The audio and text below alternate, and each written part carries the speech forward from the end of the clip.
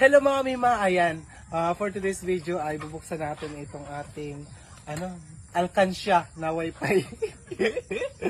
At titignan ko, kukunin natin kung ilan yung kinita natin sa maikling panahon. Kung mga ilan yung naipon-ipon natin dito, ayan, ilagay ko lang yan dyan. Tapos, ay, saglit.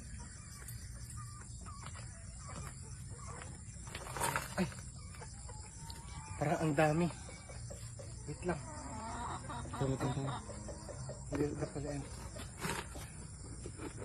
Tingnan natin. Ilapit mo dito dyan. Dito banda.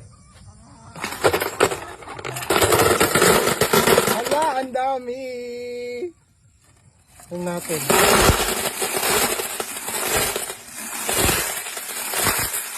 Hala, ang bigat. So ayan mga mima, ito yung kinita ng wifi ko sa loob ng dalawang buwan mga mi. Ayan, binilang ko na at nasa 2,741 mga mima.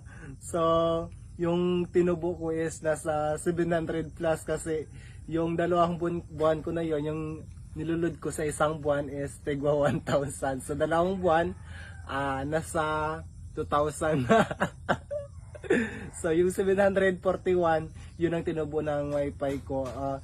So parang kung para sa mga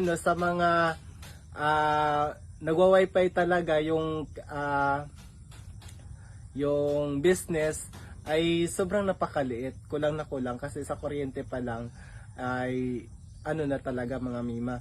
Pero para sa akin na content creator na isa ding live streamer ay malaking halaga na yun mga mima, malaking tubo na yun mga mima, no?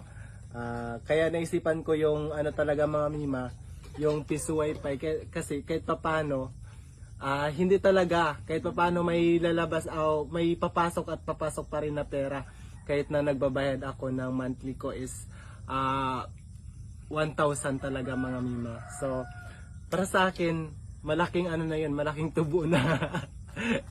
No?